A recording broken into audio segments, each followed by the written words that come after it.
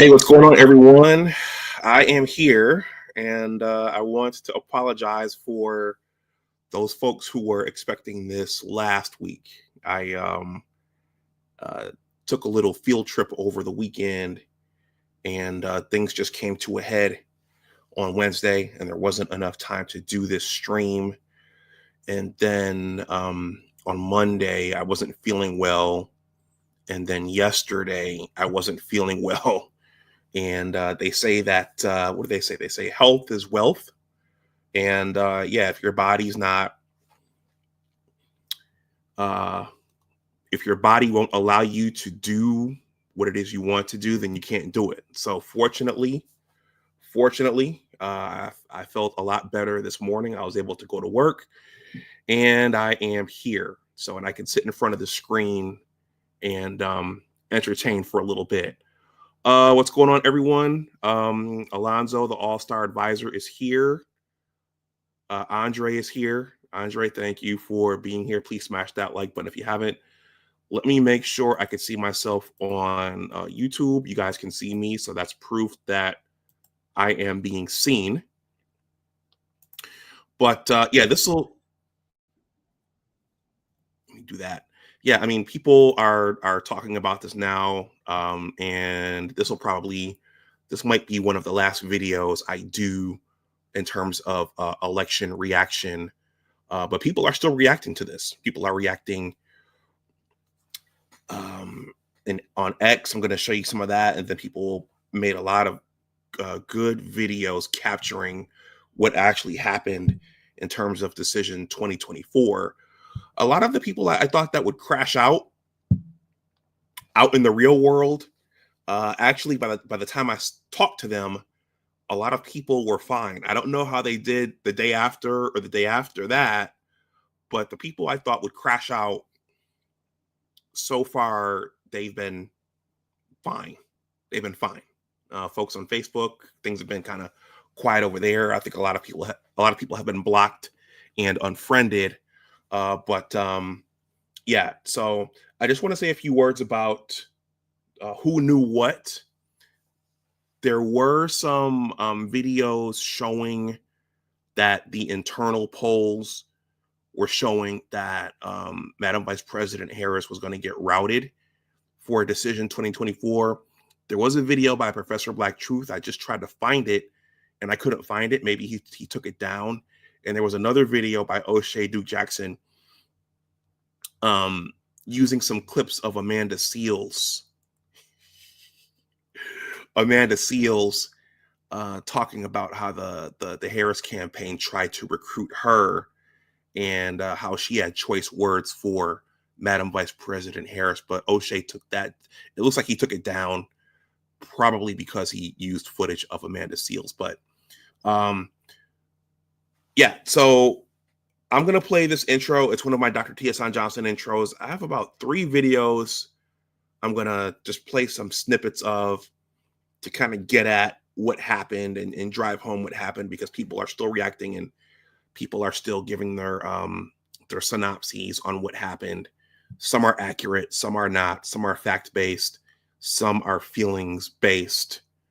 But I thought I saw some things that were worth presenting to my crowd that give a nice analysis of what happened.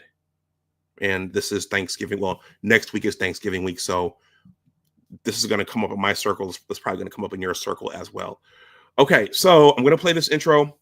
This is one of my Dr. T.S. Johnson intros, and then I'm going to jump in. Please smash that like button if you haven't, and also please consider subscribing to the channel if you are not subscribed. So here we go. Because of where I come from, see, in this world, we're all living in different worlds, and not everybody is privy to the same information. If you're not on social media, you wouldn't know what's happening out here. So hypothetically, you could get to election day and you might be looking at the results and saying, what happened? How did this happen? So, okay. That's an important point. I didn't hear anything misogynistic in what you said. And also,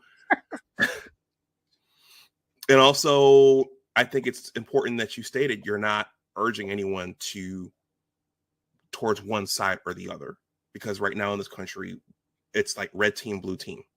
Right. Without And I think that's looking. Go ahead. I think this thing as black men, I think many of us understand that there's no real trust on either side of it for us. I mean, in one vein, and I think I asked you this the last time we spoke, but I tend to talk to black men, and I'll tend to ask them this question: have you noticed a critical change in the quality of your life under either party? Right? Whose politic? I mean, what policies do you see either party addressing that are specific to us, that impact us in one way or another? That's why I think even in the last election, for brothers that didn't vote for Trump or Biden and were just, they didn't care where it went because they knew their quality of life really wasn't going to change to any significant degree. And when we started hearing black women, real diehard about voting blue, and we saw some of the things that happened with Biden, we were just leaning against the wall like, now what? I mean, if for us, the journey for any type of economic security, employment consistencies, being able to support families and so on and so forth, that kind of thing doesn't tend to change for us. So until we actually have politicians willing.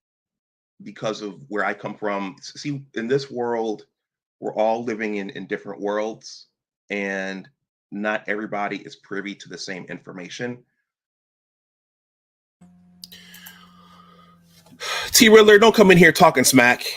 I wasn't feeling well. I planned to do this originally. Let me pronounce my words. I had planned to do this originally last Wednesday. There wasn't time, and I had to go on a little field trip.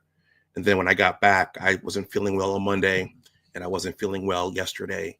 So now I am, and so now I'm here. So speaking of which, guys, so I was planning on doing something with Dr. Thunder on Saturday, and we're in negotiations right now, and it looks like we're going to do something next Saturday morning, which is funny because Dr. Thunder is at Ohio State, and I'm a Michigan alum, so we're going to do that live stream the morning of the Michigan-Ohio State game.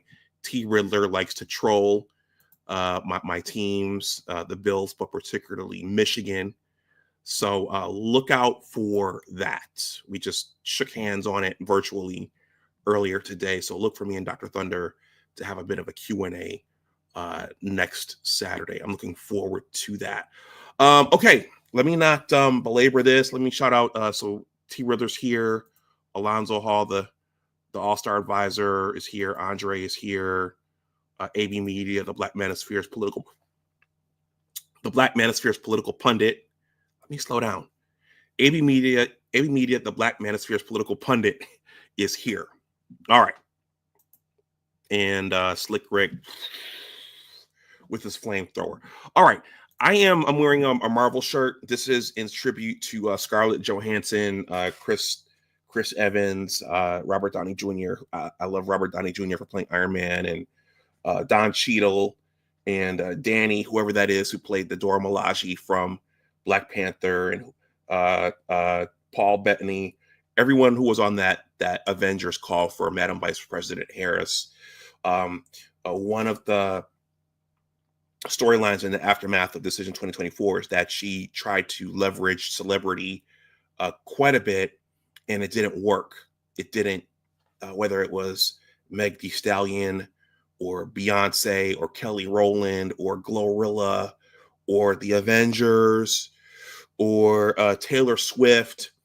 That was a strategy that she tried to leverage, and it didn't pay dividends the way that her and her team thought it would. And speaking of paying, it turns out that they paid quite a few people to speak on her behalf, whether it was Oprah, whether it was Roland Martin, whether it was Reverend Al Sharpton, whether it was, there were quite a few people that they paid for support with the goal of rallying the masses to their side, and it didn't work.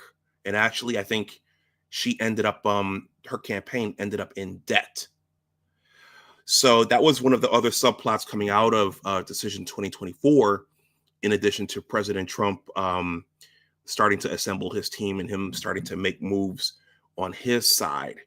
So let's talk about a little bit of what happened and why. But before we do, let's get a word from Roland Martin's OG. I want to call this guy Mudfoot from Fat Albert because he looks kind of like that. But let's get a word from this guy before we jump in.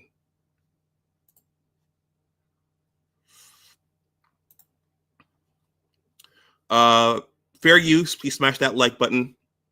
Please subscribe if you're not subscribing. Please subscribe if you're not subscribed. I am a one issue voter. President of the United States, we could talk about policy after we defeat his ass. You feeling me? So that's my point. I'm a single issue voter. My single issue is Donald Trump. He is the most despicable ass human being walking the face of the earth. And all of y'all out here talking about 3 cents for gas. This man wants to destroy your personhood. And so there's got to be at least one of us out here that ain't explaining about the earned tax credit or the child tax. We're saying that this is a white supremacist who is trying to destroy everything that we have fought for over the last 50 years. And I ain't got time to explain to you every damn detail about policy. This man cannot be the president of the United States. We can talk about policy after we defeat his ass. You feeling me? I wish that I could talk to this guy right now. I wish that I could talk to him and see what he's thinking right now. That man probably had an aneurysm after the whole thing. I'm going to save this because I use this so much. As long as Roland keeps this up, I'll probably keep going back to it. Give me a second, guys. My only issue, Donald Trump. Give me a second.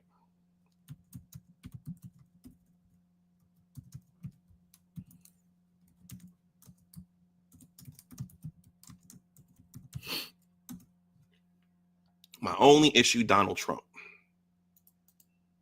I'd love to hear what this man thinks right now. Okay. Save a copy of that for myself. Because we all have relatives like this. And if you don't have relatives like that, then you know somebody else. You Resurrect Mitts. That's right. Grady. That's who he looks like. Grady from Sanford and Son. Yeah. So you have someone like that in your family, or you know someone else's family who has someone like that in it. Okay, let me not digress. Okay, so the exit polls got a lot of airplay and scrutiny in terms of what happened.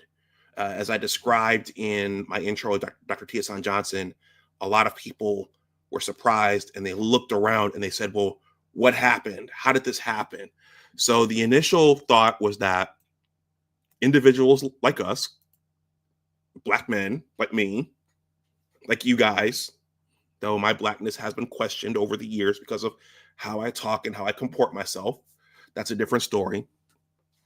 But the exit polls have gotten a lot of scrutiny. Okay.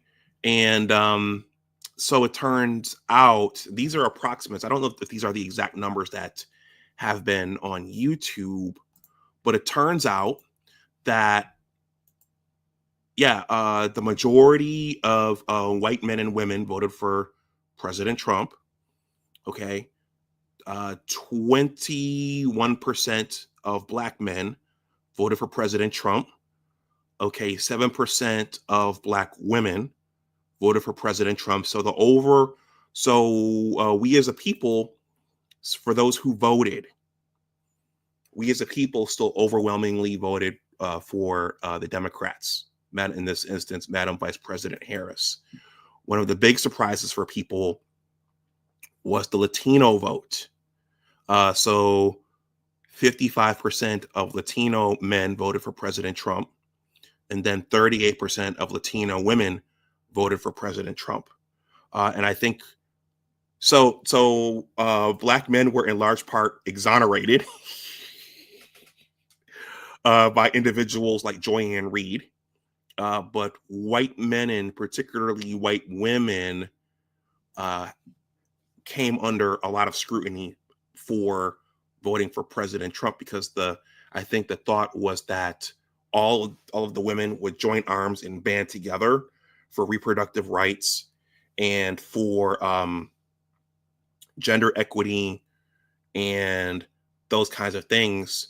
So for those very, very feminist individuals, I think it was a shock to see so many white women vote for President Trump. But I think there are reasons for that. And I think one question is what I raised a week or so ago, and that's that, were those married women? Were those family-minded women? Were those quote-unquote trad wives? Because trad wives and married women with families and children who want to see a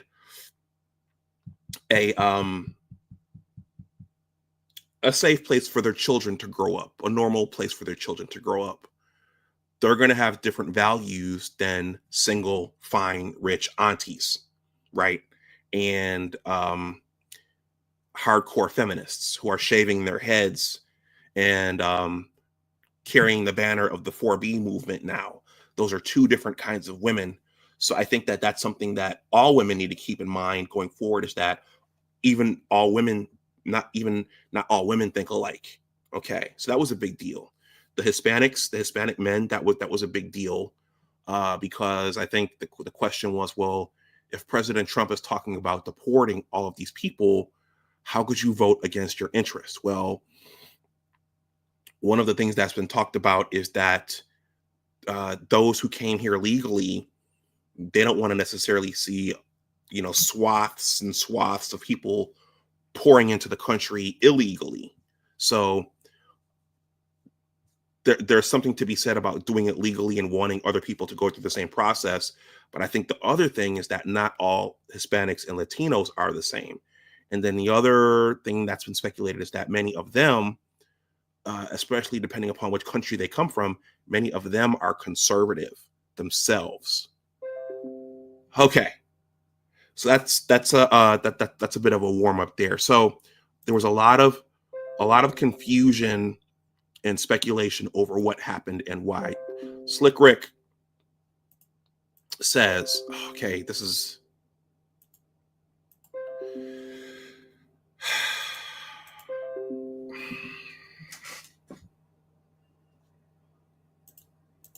all right. Slick Rick says, you got to break those voting numbers down by state. I believe here in Texas, about 35% of the Black men who voted for Trump. I heard that too. Now, I think I mentioned Professor Black Truth. He's from the B1 sector. There was a video he did about internal polling. Okay. And in that video, he showed some footage of a gentleman named Jon Favreau, not the Marvel Star Wars Jon Favreau, but a pollster who I think at one point worked for Obama. And in terms of the internal polling, there's something called internal polling where the parties, they see different poll numbers than we do on the outside. So even though all the poll numbers on the outside said that it was neck and neck and Madam Vice President Harris had pulled ahead in a key state, the internal polls were showing that Trump was boat racing her and that he was going to rout her. And that's what actually happened. I couldn't find that video. Maybe he took it down. I don't know. Okay, let's take a quick look at what's happening in the X sphere, because people are still reacting. And then I'm going to show clips from 3 videos. Then I'm going to wrap up because I have some more things to do. But you guys keep letting me know what you think there in the chat. If anyone wants to support the channel, the Super Chat is live. My Cash App and PayPal are there. Okay, a quick look inside the X sphere. And so, yeah, one of the big questions from this election is, how much is cyberspace? How significant is cyberspace? We know that President Trump did a lot of the podcasts. Madam Vice President Harris went where it was safe. But how much are the YouTube channels and the podcasts and the how much is X playing a role in what happened, and how much has the mainstream media been weakened? It seems that MSNBC, MSDNC has been weakened, which I think is a good thing. CNN has been weakened. Both of them, they've lost quite a bit of their ratings have tanked since Decision 2024. Joyanne Reed, Rachel Maddow, Morning Joe, Don Lemon, all of them, their numbers have tanked. So it seems that people are losing trust in the mainstream media, and we here, some would argue, are the new media. I'm small, but other channels are much bigger. All right. The X sphere, which has received a lot of scrutiny. A lot of people have left X. But this lovely lady here says, every day I wake up feeling like I'm reliving a scene from Idiocracy. I never saw this movie. Have you guys ever seen this movie? It stars Luke Wilson. Every day I wake up feeling like I'm reliving a scene from Idiocracy. This cabinet of clowns Trump put together is utter absurdity. Okay, and this gentleman underneath says, yep, it's very disheartening and frightening to say the least. This lovely lady says, it's frightening indeed. And when you think about him not having guardrails, it's terrifying. Okay. Let's see. This person says, I feel we've been in this movie quite a while now just coming into it. Okay. I'm not going to read all of that. Okay. This one, Alex Cole says, LOL, where are the black people at? So President Trump's cabinet, as it's currently constituted, is coming under a lot of scrutiny because there are no black people in there. Okay, he has some people of color in there, but there are no black people in there. So one of the criticisms is, where are the black people? And Yvette Carnell, she said something very, very profound about this. I'm going to find it and I'm going to show it to you guys. Okay. This is from Elon. It says, yes. So he quoted this. It says, X is a mirror to the United States. More than any other platform, we represent the entire country. Some would say this is just the internet. You guys need to get out of the internet and join real life. But how representative is X now? And many people have called and pleaded for others to close their X accounts.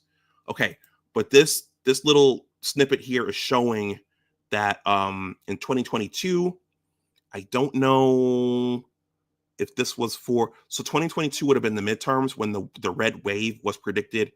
Those numbers show 65% Democrat and 31% GOP. And here in 2024, it's 48% Democrat and 47% GOP. Okay. And so the question is, why? Why that flip? One of the videos I'm going to show is going to get to that. And then Jasmine Crockett, Representative Jasmine Crockett, she went on a filibuster today that says, Representative Jasmine Crockett, there has been no oppression for the white man in this country. It is white men on this side of the aisle telling us, people of color on this side of the aisle, y'all are the ones being oppressed. Okay. That's gotten a lot of attention. Give me a second, guys. I'm going to find Yvette Carnell's tweet about President Trump's cabinet. How do you guys feel about President Trump's cabinet? When he got elected the first time, a Hispanic Latino peer at my job, he was quite vexed because there were no Hispanics or Latinos in President Trump's cabinet. Okay, but if it gets us back on track, if it gets us off, if it diverts us from the cliff, does it really matter? Okay. Let me search my bookmarks for Yvette's comment on that. You guys let me know what you think. Do you care if there are any black people in his cabinet? Okay. All right, Yvette. I probably saved too many things here.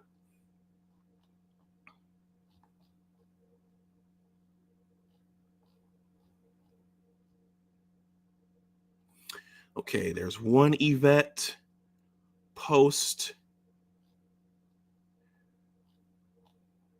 I hope that I saved it here.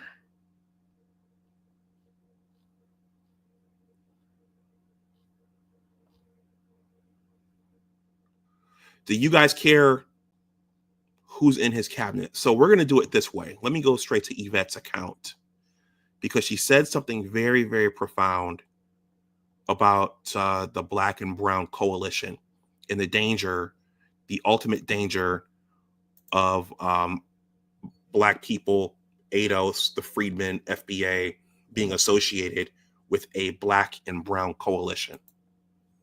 Okay. Slick Rick, you keep that flamethrower going.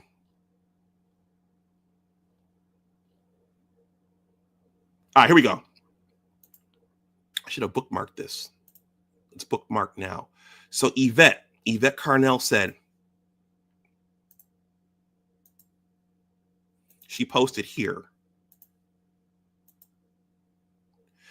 y'all normalized our erasure once you started advocating for people of color, BIPOC, and other marginalized groups. So by that ridiculous metric of diversity, quote unquote, Trump meets the mark with Rubio, who's Cuban, Tulsi Gabbard, who was American Samoan, and Vivek Ramaswamy, who was Indian. Y'all don't realize it, but you set the stage for our exclusion. Why complain now? Okay. I'm going to read that again. You all normalized our erasure once you started advocating for quote unquote people of color, quote unquote BIPOC, and other quote unquote marginalized groups. So by that ridiculous metric of diversity, quote unquote, Trump meets the mark with Rubio, who's Cuban, Tulsi Gabbard, who was American Samoan, and Vivek Ramaswamy, who was Indian. Y'all don't realize it, but you set the stage for our exclusion. Why complain now? Okay, so what do you guys think about that? So she's saying by associating ourselves in this quote unquote marginalized, this large group of marginalized people of color, Black and Brown, you basically made it okay for a cabinet like this because he has quote unquote minorities in his cabinet. Okay, you guys see that? Let's see. I'm gonna read some comments here. Michael Ross says MSDNC is laughing. Abdul Gaines says Black male YouTube spaces like this one have played a critical role in reshaping the political minds of Black men going back to 2016. Black male YouTube spaces are now slowly taking over. Slick Rick says, so what? People need to stop playing identity politics. Slick Rick says the people who are complaining about Trump not selecting any Black people are the same people who would call a Black person that Trump selects a coon. Can't win with these ninjas. Michael Ross says white supremacy is the problem. Putting up a Black face on it is not a smokescreen and just simply racial showcasing. Okay. Abdul says Yvette speaks facts. Cynical Optimist says true enough. And then Abdul Gaines says Black people diminished the Black fist by dipping it in rainbow colors. Okay. So then the question is, with the Biden, were our lives made better with the Biden cabinet? Madam Vice President Harris was the vice president. Karine Jean-Pierre, she was the speaker. Cedric Richmond was in there. Simone Sanders was in there. She was part of Madam Vice President Harris's staff. Just by having Black faces in there, were our lives made any better? Obama had Valerie Jarrett and Susan Rice and Eric Holder. Okay. were our lives made any better because those people were in the cabinet. So it doesn't matter. It doesn't matter to have qualified people in there who are dedicated to doing a good job. Okay.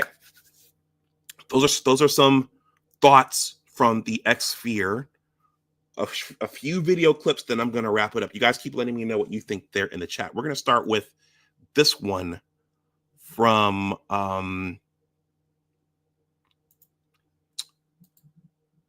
Christian Amanpour.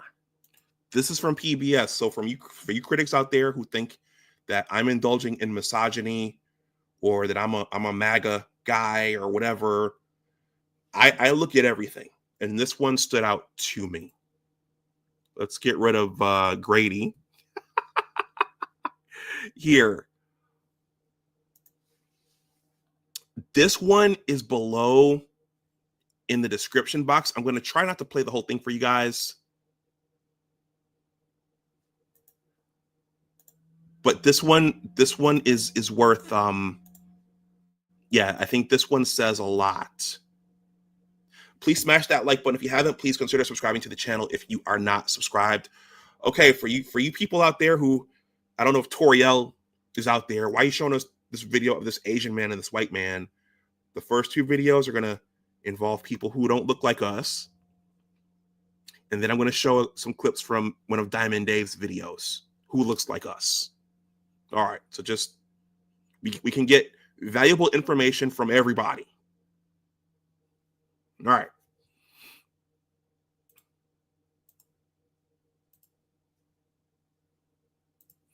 This is entitled Philosopher Michael Sandel on what Trump's win says about American society. Okay, because a lot of people are asking, how could this happen? How could he get reelected? This doesn't make any sense. Just like the tweets that I just showed you.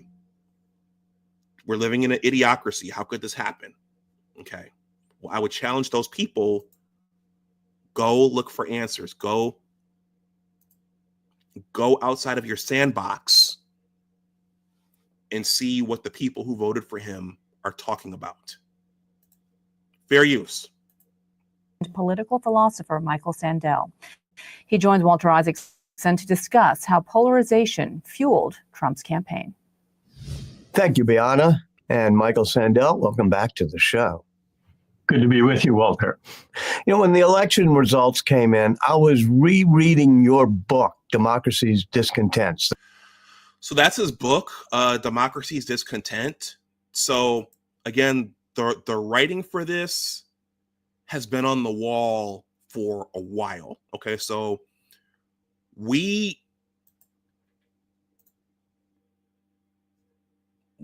I didn't mean to do that. So we are 13% of the total population in this country, okay? But we're still a part of the total, okay? So it's important to look at what's happening in our community, but also what's happening with the country as a whole. All right.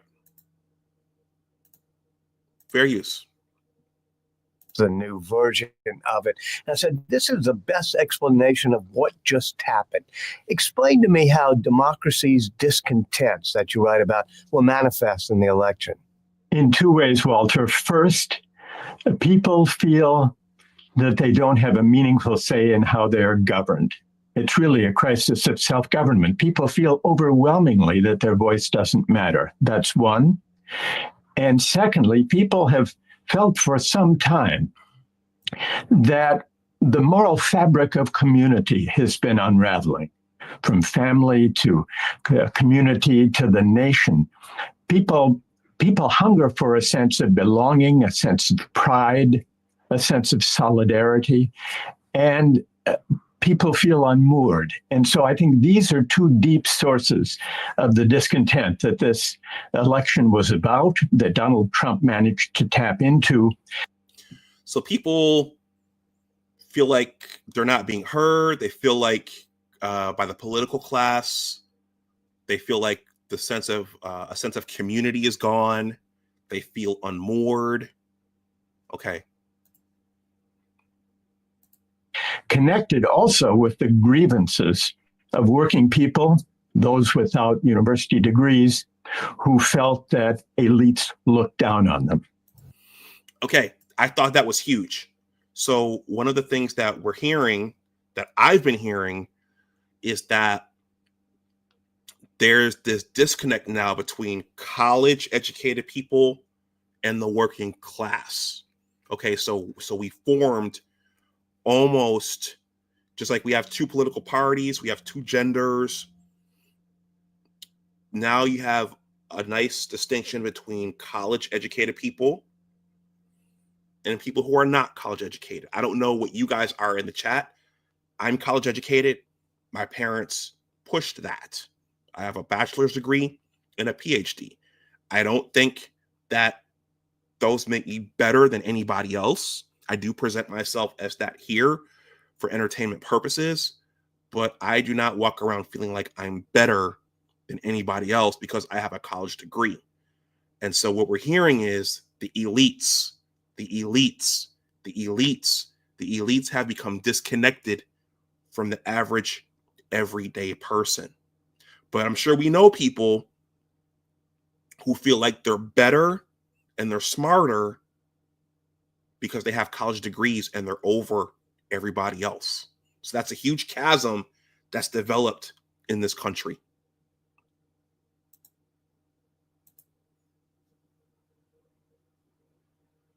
Yeah. Before I go back, think about all the people in your social media, maybe in your Facebook network or on Twitter, who flaunt that they're degreed. I have a degree. Okay.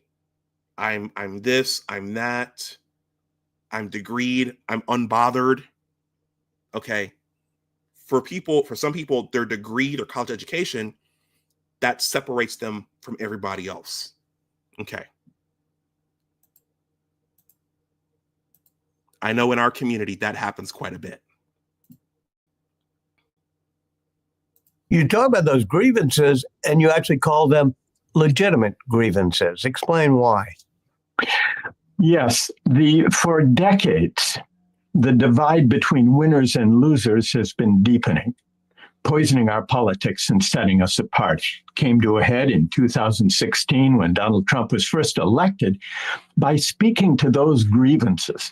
And I think the way they arose, Walter, is that for decades, Democrats and Republicans alike had carried out a kind of neoliberal, market-friendly globalization project that delivered enormous rewards to those at the top, but left the bottom half of the country basically with stagnant wages and outsourced jobs.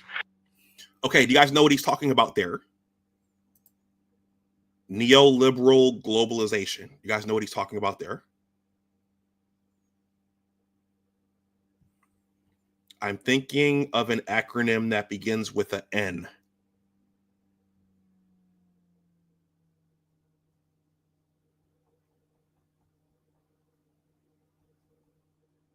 Anybody?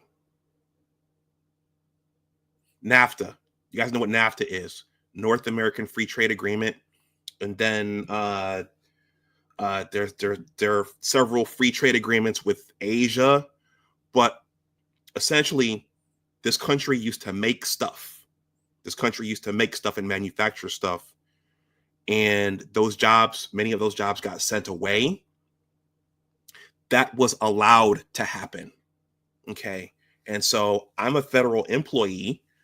I have a white collar education, but I think that it's significant. I think about the rest of the country myself. I think about the people who are not white collar educated. I think about the people who are not in the federal government. And I wonder, are those people okay? What's going to happen to those people? Okay, so there was a significance for letting those jobs go away, because now you have a bunch of people who have nothing to do, or now they have to go get college educated. And that has something to do with why we're so saturated now with college degrees. And going back to the law of supply and demand, when you have an over supply of something, the value of the thing is going to go down. So if everybody has a college degree now, are those college degrees worth as much? Okay, and now our country has less of a manufacturing base, so that's significant when a candidate talks about bringing manufacturing back, bringing some sort of technology back. They're not just blowing hot air. That actually means something. Okay, I'm not going to play this entire thing, but I'm going to let it go a few more minutes because this gets to what happened.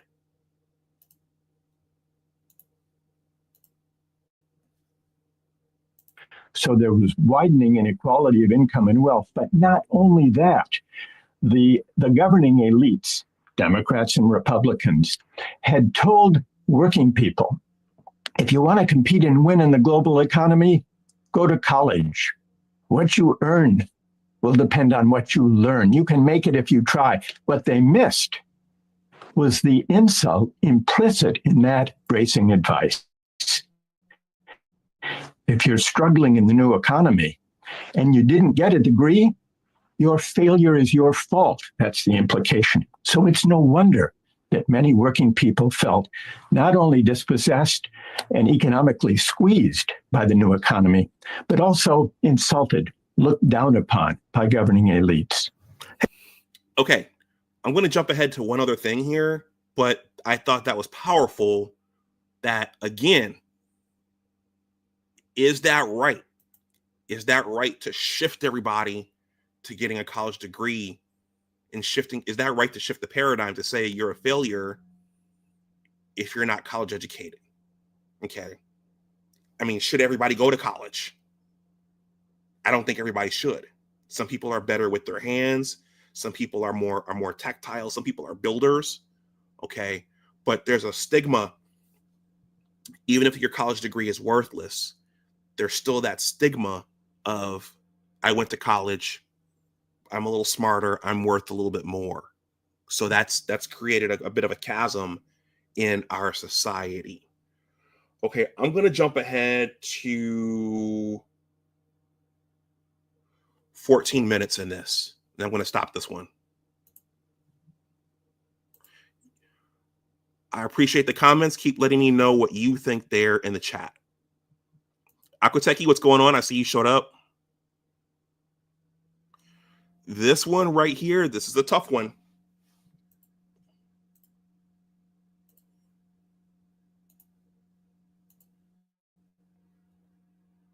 Economic programs to take seriously the dignity of work need to connect that economic rejuvenation with a sense of community, and that includes patriotism.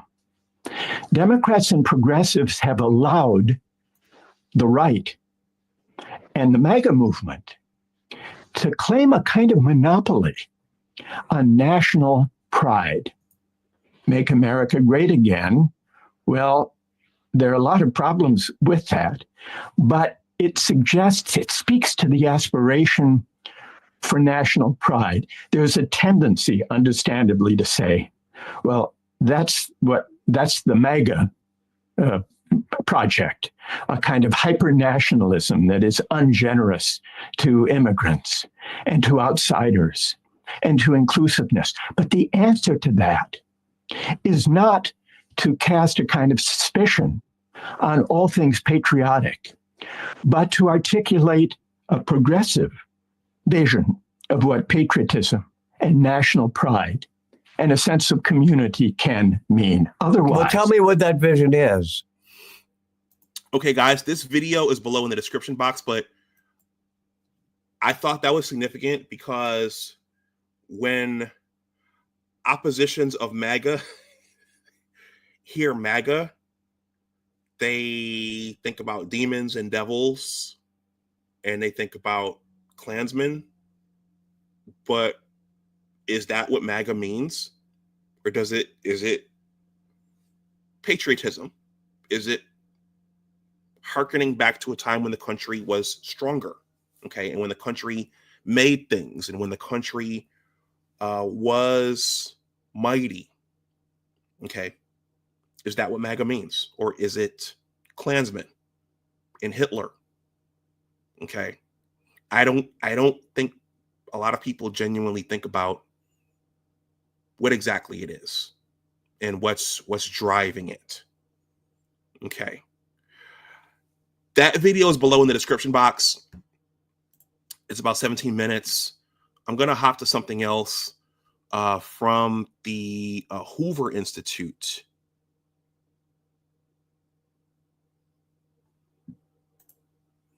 And I'm just going to play one snippet from this because what it gets to is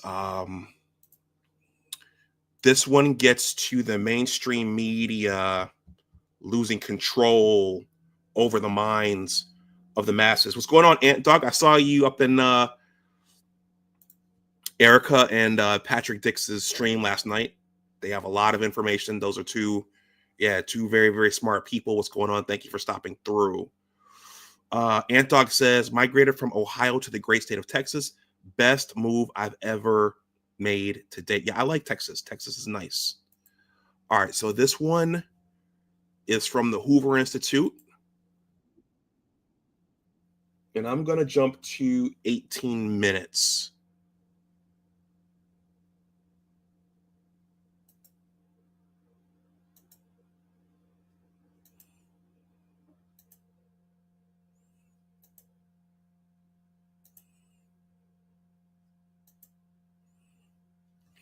And this gets to what happened. How did Decision 2024 happen? And part of this is what I described in my intro with Dr. T.S. Johnson. If you're not online, you don't really know what's going on. Okay, you only know what Rachel Maddow and Joyanne Reed and Don Lemon and Abby Phillip. You only know what those people are telling you, but you may not understand the entirety of what's going on. This is from the Hoover Institute.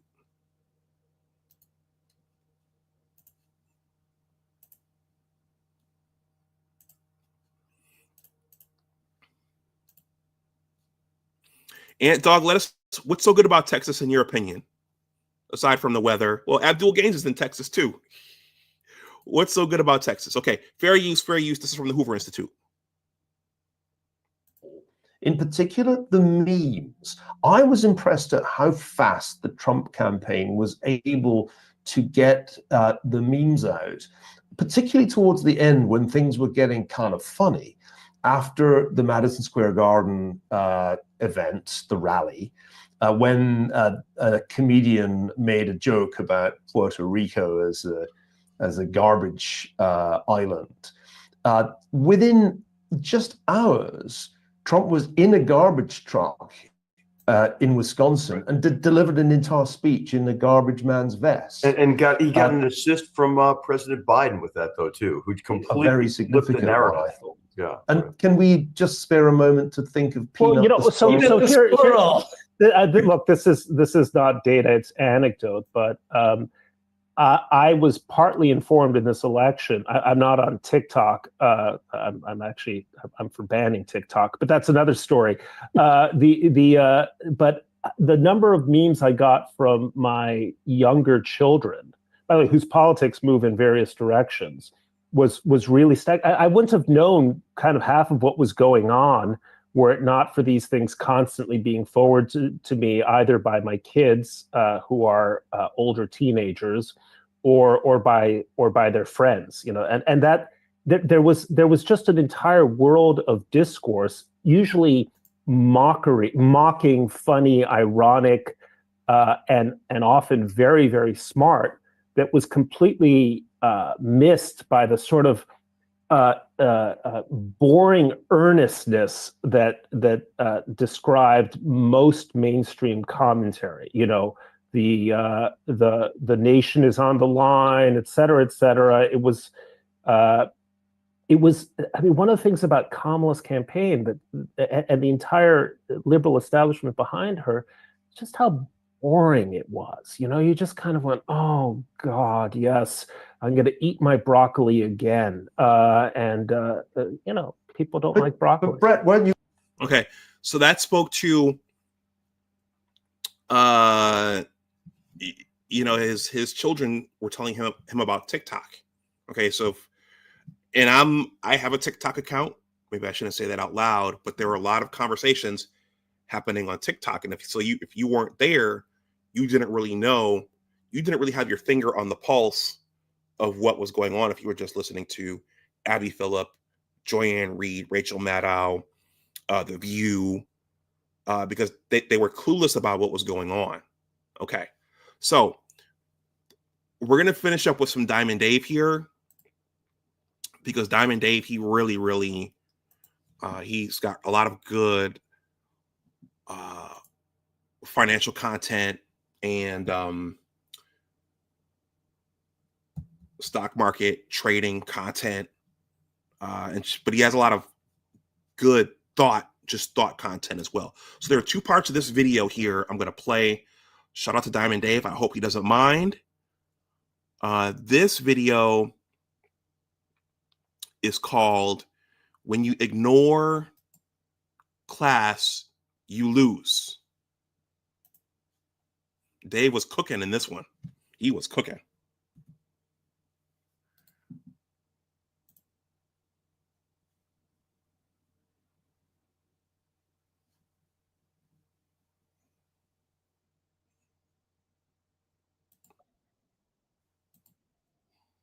Okay, give me a second, guys.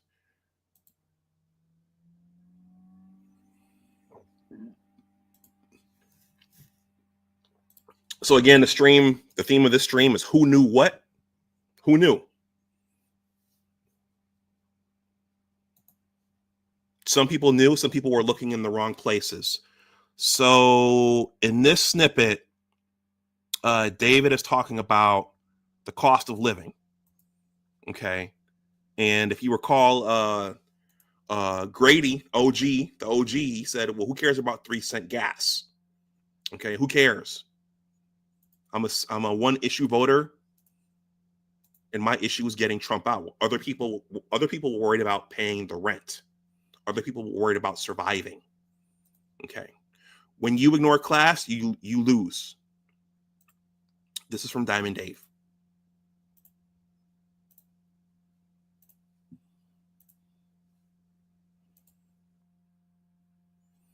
Okay, fair use, Dave, fair use. But I've interviewed Dave before, so he probably doesn't mind.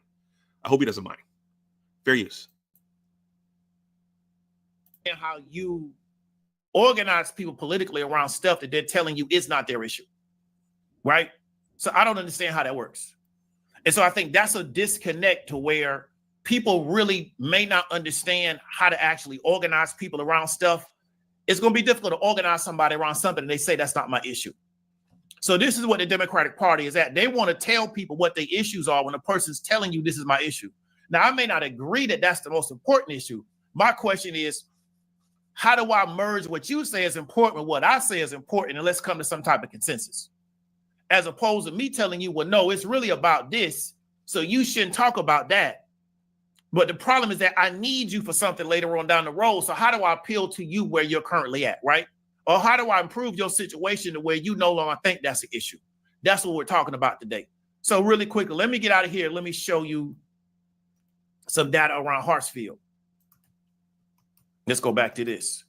Okay, so ATL fact sheet. Hartsfield employs 63,000 people, right? Largest state employer in the whole state. Do you guys know what Hartsfield is? I didn't know that was the largest employer in the state of Georgia. Do you guys know what Hartsfield is? Hartsfield. Anybody? I'm going to skip to it. That's Hartsfield-Jackson Airport. That's one of the busiest airports in the world. Okay, I'll play this for a few more minutes. Okay, so at that airport, if you go in there, it employs 63,000 people, right? Average airport worker salary in Atlanta, Georgia, based on ZipRecruiter, is around $18 an hour, okay? Average rent in Atlanta, based on apartments.com, is around $1,584 a month. Let's go ahead and say $1,600 a month. That's from November 2024, okay? So if you break that down, because you know your rental is supposed to be 1/3 of what you're bringing in, okay? 1/3 is around $906 if I did my math correctly. Average rent is $1,584 a month. So how do those numbers work? But that's not important. What's important is whether or not a trans person can use a bathroom. That's what I'm supposed to be focused on. But I'm telling you that what I'm dealing with is the fact that I'm not bringing enough money in. But then you come back to me and you tell me what's important is the fact that a trans person can't use the restroom. That's what I'm supposed to argue over. Oh, I'm supposed to be arguing over language around certain stuff. Like, this is supposed to be important to me. So what I'm saying is that stuff works on the internet. It works to shout people down on Twitter. The problem is when you got to try to drive those people into a voting booth and get them to vote for you, and you haven't spoken to those people around what they're telling you is important, and you haven't figured out how to take what's important to you and what's important to them and give them some of what you want, give them some of what they want so you can get some of what you want and meet in the middle, they're not going to respond to you. Okay, so I am just Jules. Thank you for the generous $5 super sticker. Much appreciated. Basically, what he's talking about here, I'm going to skip to it because I'm at an hour here. What he's talking about is if the people are worried about economics, you need to campaign on economics. Okay, not whether or not a trans person can use the restroom. If your main issue is going to be women's reproductive rights, and most people are worried about economics, you're going to have to also make economics a major part of your platform. Okay, I'm going to skip ahead. This is below in the description box. And he's going to say something here that's going to resonate with all you guys in the chat. I'm going to skip ahead to 52 minutes. All right.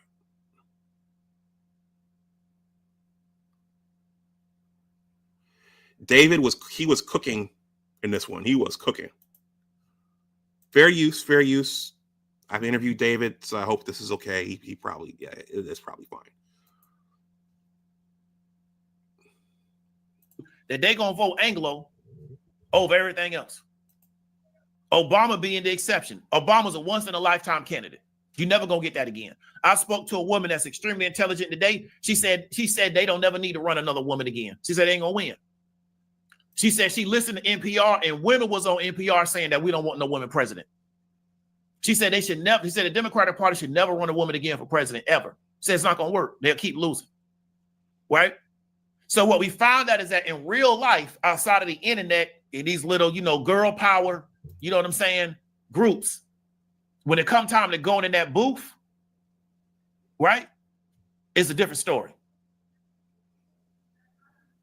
What, people say one thing in public, they say one, but when it's time to go into that booth and actually cast that vote, Anglo women voted with Anglo men, right? Because the only group that you can split between men and women like that is black folks. You can't split nobody else. Nobody's gonna play them kind of games with you. Only black people play them kind of games.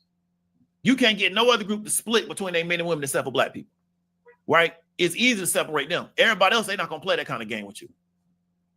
So guys, isn't that powerful? He made the point there that all the other ethnic groups, they vote together in terms of gender. Okay.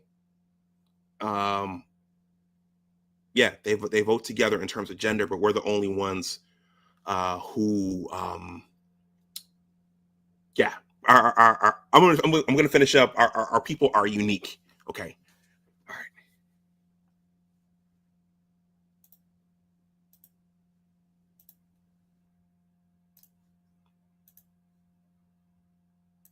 They're gonna stick together.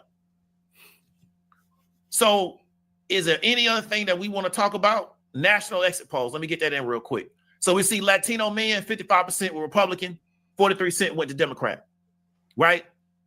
So we see that the narrative of the Democratic Party letting all these people come over here because they're trying to use them as a voting group, it really don't stand up. They bringing them over because they need labor, right? That was the reason why they're bringing all these people over here. Capital needs labor, right? And capital needs more labor than actual positions. But what we've seen is that Latino men are voting for the Republican Party based on this particular exit poll at a really, really high amount. That surprised a lot of people, right? The Democratic Party got a problem. Let me bring up this banner real quick. They losing Latino men. I said on this YouTube, this is probably 6 months ago now, that I thought the Republican Party made a big mistake coming out so hard against immigration, yada, yada, because I said you're going to lose Latinos and they're your biggest demographic in the future. Look like they got Latinos. If the Republican Party got Latinos, Democratic Party, they got a big problem to figure out. And Latino men, they're not going to play them type of games black men play. See, you can talk crazy to black men and talk about them like dogs and yada, yada, yada. And they've been so conditioned because of our history inside this country that they'll just accept that. Latino men ain't going to go for that. They ain't going to go for it. Arab men not going to go for that. That's not their culture. See, we've conditioned black men inside the United States where you could talk to them like they stupid. You could make them the scapegoat for everything, and they just deal with it, just keep going. Latino men ain't going to deal for that, and Arab men not going to deal with that. They ain't going to go for that. So the Democratic Party thinking that they're going to sit here and make this party to where, we going to decenter men and men can't talk and they don't have a voice and everything else is more important than how men feel and what they got to talk about. They're going to have a problem in the future, especially if these dudes saying, hey, we'll just vote Republican. Because that surprised a lot of people. See, black men still came out of the Democratic Party, even with all the abuse they took over the past 4 years, because they got mind control over a lot of y'all. Right? I ain't vote for neither one of them because I don't like them. Okay. The one he mentioned decentering men. I think it's back here. Give me a second, guys. And I'm just about done, I promise. You guys keep letting me know what you think in the chat. Let me just make sure I'm at the right spot here.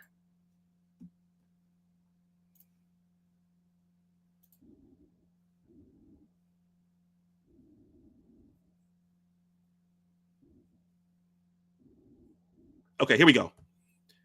I thought this speaks to the gender divide in terms of voting here.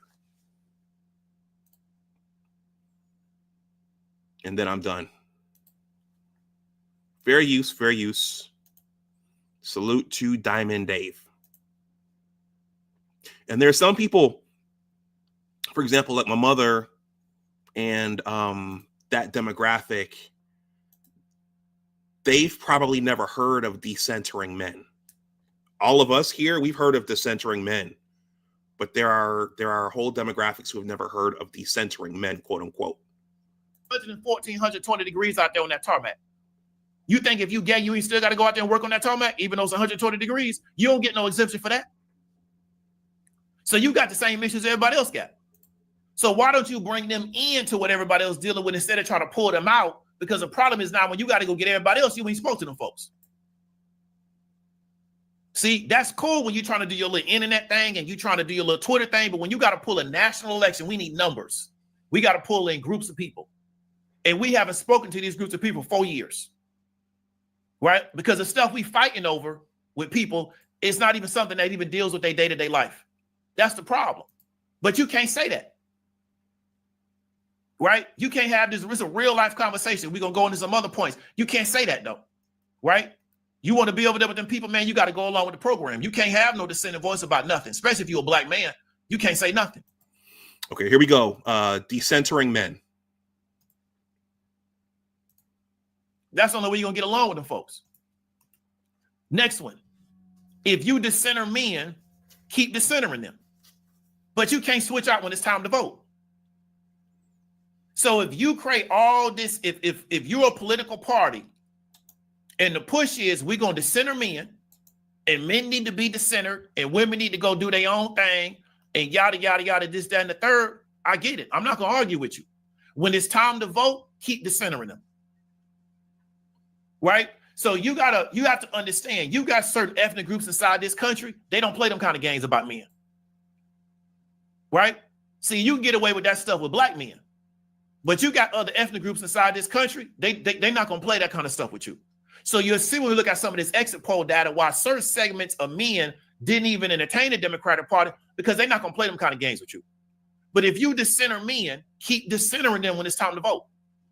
If you don't want to have nothing to do with men, they're not going to be the focus of nothing, yada, yada, yada. Okay, cool. When it's time to vote, keep it like that. So you saw the Democratic Party, they still was able to get almost 80% of black men in the election to vote Democrat. Because they still got a mental hold on so many black men to keep voting Democrat. But if you're going to dissenter me out of the conversation and I don't have a voice in the conversation, you can't come back and get me to do nothing. Because I've been discentered. So we're going to stay discentered. Right? You can't come back and tell me, well, you got to vote for us. You sexist. No, I'm discentered. So keep dissentering me. Because I'm not in the conversation. All right. I think I'll stop that there. So I thought that was, David took a strong stance on that. If you're going to dissenter us, if you're going to dissenter me, if you're not going to ask me what I want or ask me what I think, then don't come to me for a vote. So I thought that was significant. And that's the gender divide in terms of voting. That's gotten a lot of attention in the aftermath of Decision 2024. So, but if you notice, something David kept saying was there's a hold on Black men that is not on men from other ethnic groups. Is that true? Is there a hold on us mentally, okay, in terms of voting, in terms of pressure from the community, pressure from our women, I guess? Is there a hold on us? I guess BGS would call that the winter soldier chip. Is there a hold on us that is not existent on other men, other ethnic groups, white men, Asian men, Latino men? Is there something to that? Okay. So, guys, that's pretty much all I have to say. Andre, thank you. Andre Biswa, thank you for showing up. For stopping through. I'm about to wrap this up. It's 8:20. Do you guys have any comments or thoughts on anything I said there? That was a lot. I showed like 3 videos. I just wanted to do something.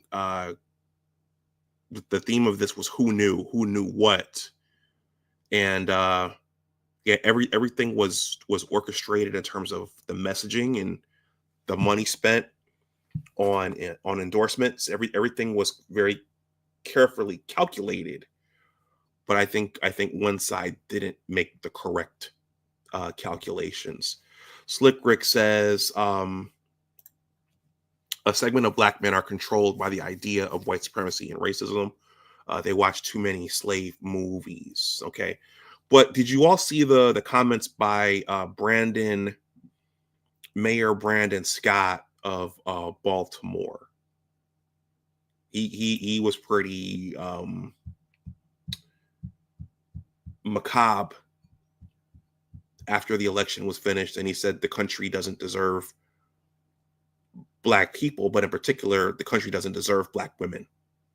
Okay.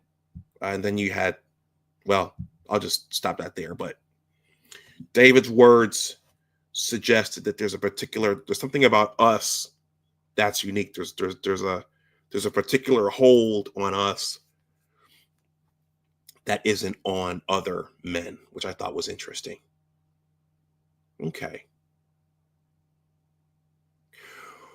Well, guys, yeah, it's almost 8:30. I have a few more things to do here, so I'm going to wrap this up. I thought I might open it up, but there's no time. So, yeah, guys, so look out for my live stream with Dr. Thunder. That's going to be next Saturday morning. Not this Saturday morning, but next Saturday morning. So look out for that. I'm going to do a little bit of advertising right now for those of you who are still here. I a couple of months ago, I announced that I had I did publish a book, but I published it prematurely without having it proofread, and I actually did rejigger the cover a little bit, but I'm getting my proofread version back shortly, and I'm going to start to promote it again. And I'm going to start tonight. So there are a lot of links in the description box. This link is in the description box. If you want a signed hardcover of my book, I'll be talking about this more in the coming month. But this link is below. The link is to my online store. The list price for the hardcover is $35. For the paperback, it's $27. But if you use the coupon code BD76, I'll type it into the chat right now. BD76. If you use that coupon code, that'll take $10 off of each of them. So the hardcover will be $25 and the paperback will be $17. That's for a signed copy. Okay. And those have the shipping and handling built into those prices. Okay. And that's a steep discount from what's on Amazon. Okay. So I just wanted to show that. But you got to use the coupon code, though. This is the coupon code, BD76. All right, guys, I'm going to wrap this up. Thank you to those of you who hung out. And I am Just Jules. Thank you again for the generous super chat. That's much appreciated. I'm a small channel. Okay. And yeah, every little bit helps. So if you're watching this on the playback, let me know what you think in the comments section below. Please like, share, and subscribe. And if you're watching on the playback and you want to donate something, my Cash App and PayPal are in the description box. And you can also leave a super thanks. So yeah, my next offering will probably be next Saturday with Dr. Thunder. So with that, everyone, stay safe out there. As always, remember that your attitude determines your altitude. Always try to do your best. Take care, and I will talk to you the next time. Bye-bye.